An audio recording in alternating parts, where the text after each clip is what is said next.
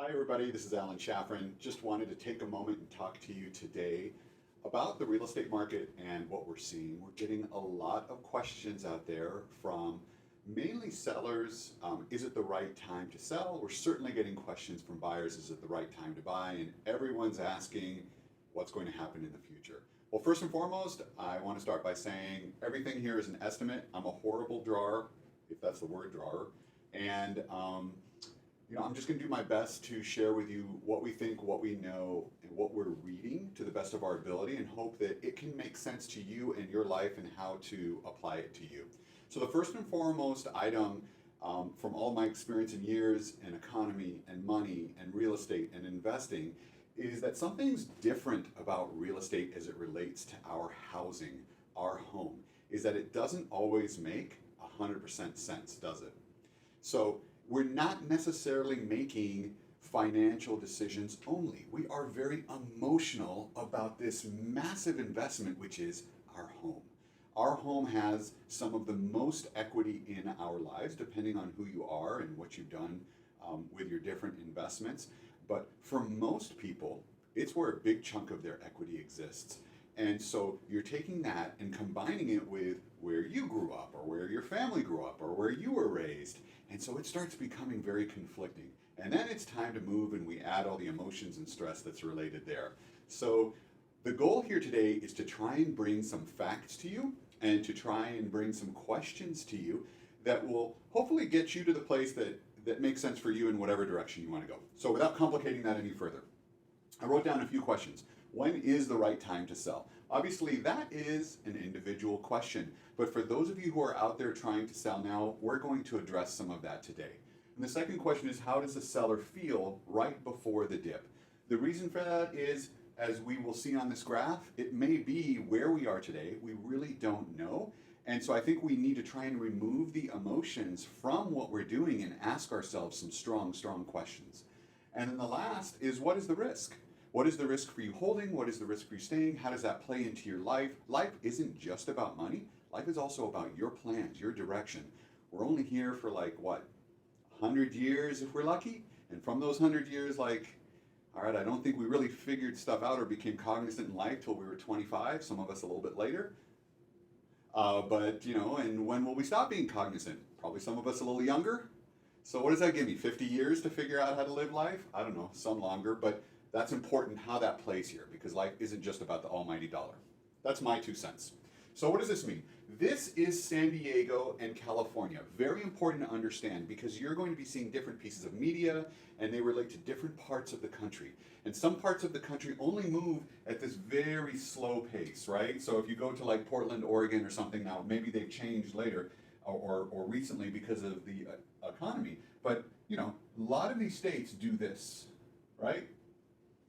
That's 3% with inflation annually. That's what the real estate market does. And that's from a combination of several items, the way the real estate's taxed, the way the income's taxed, all these different items, right?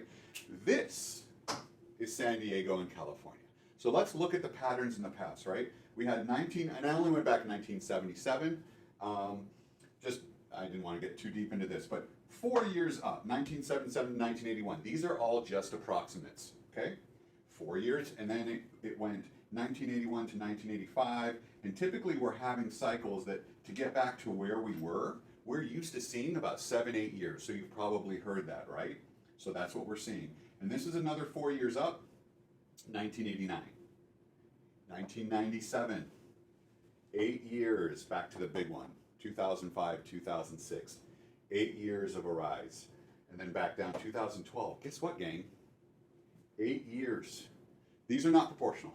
So obviously the dips aren't exactly measured, nor are the heights exactly measured, but I tried to make them kind of close. We have exceeded, right? We've seen the peaks and they've exceeded. So the question everyone's asking today is, when is it going to start the traverse the other way, and what's it going to be like? Well, many people believe we will never see a down cycle like what we've seen in our past. The last down cycle was very much real estate related, and maybe the next one might not be as real estate related, so it might not be as deep, and I probably believe some of that, but it doesn't mean that it won't be still pretty cyclical for our San Diego and California market. We're just up and down that way. We move in big swings. And so I guess the first question, as we now understand this a little bit more, when is the right time? So when is the right time also applies to you. Are you going to be in your home, in your mind, for the next 8 to 10 years? And while we are thinking, because how does a seller feel right now before the dip? Well, guess what? You're thinking about selling a year from now, 2 years from now.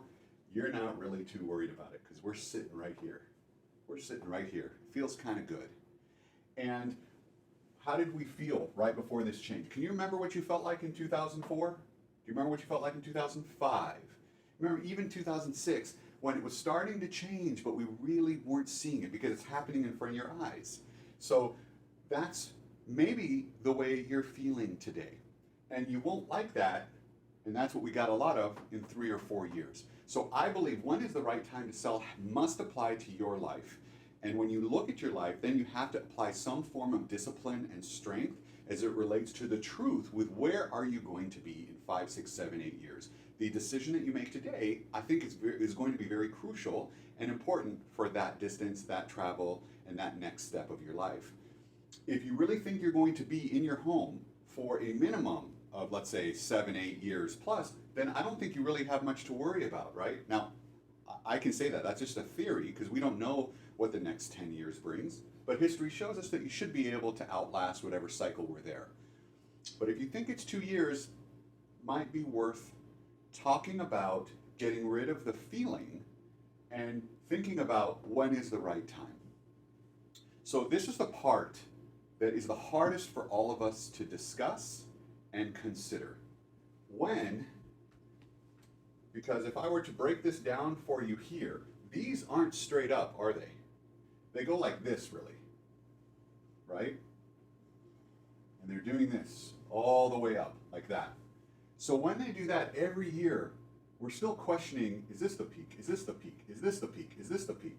And it's probably what you're doing now. So the key is really to try and figure out, to the best of your ability, which one of these you want to get out on. Because guess what? We could probably count on our hands the few people we know that actually timed it. Like they hit the button and they sold right on the way out. So I guess the feeling that we're having right now is, when is this going to happen? If you can figure out what makes sense for your life, then it's important to try and do it in our minds sooner than later. And we advise sellers in both directions because we're talking about this. So we're saying to them, hey, chill out, relax. This actually doesn't make sense for you to jump into this because you got this and this and this coming into your life, and those risks are worth waiting for.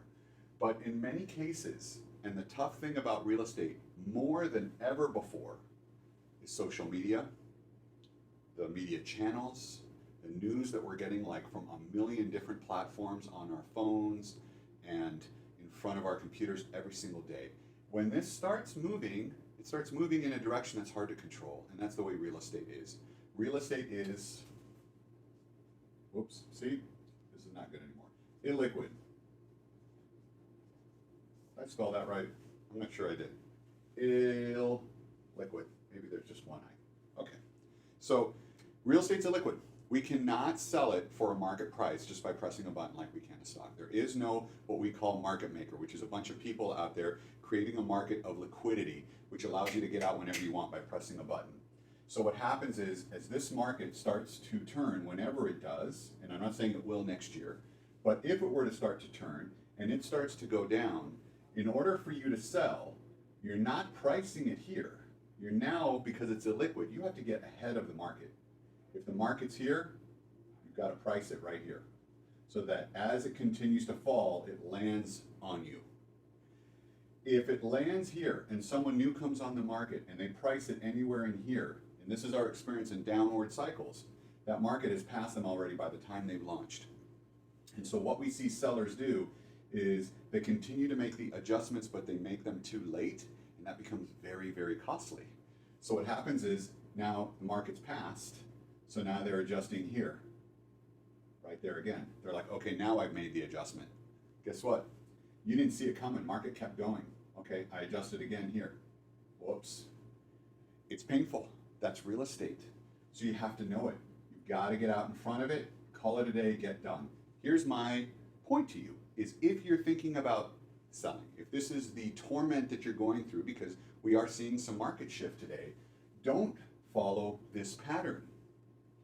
Just go right there, right from the beginning, get her done. If the market's coming down, just get ahead of it, get it done, get out. The minute you get out, you're now becoming more equitable in your life, aren't you? Because if you really wanted to buy in the next 6 months, you would just actually rebuy in and make money, probably buy your own house back. Now, this is all hypothetical, and this all is, depending on what the market does. And again, this is a bad graph. I ran out of room, which is why I'm pointing it straight down. I doubt it's going to happen quite like that.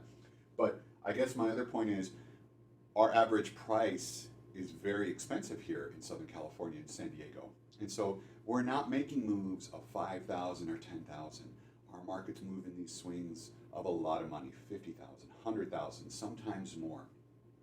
So do your best to get rid of how you feel, because what's best for your life and your family is going to be more important. Be smart and think about what is the risk. What is the risk of staying and not thinking about this now and waking up in a year or two and saying, oh, I wish I would have taken the time to think about this 2 years ago.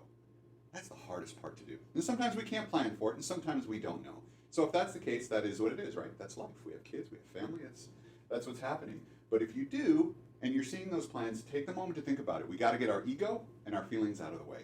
So we take every client, every person, we sit down with them, we're talking about this situation, and we promise to give you the best strategy we possibly can, whether it means selling or it doesn't. And if you're thinking about buying today, we think that's okay, but not if you have to sell in a year, right? We would tell you, hey, this is not a flip market, this is not an investor market, this is a home market. So just be buying long term. You've got to have a plan to be in that house. Same thing, minimum 7, 8 years. Enjoy the house, love it. But for a buyer, that may make more sense today. Great interest rates, a lot of time, a lot of benefits, a lot of security, and all kinds of great reasons to own. Just a completely different set of circumstances than when someone is selling. Okay? Hope that helps. We're trying to answer a lot of questions over here. I know that's a long video, and hope you have a wonderful day. Please feel free to call us anytime. We're all here. We're waiting for you. Have a wonderful week.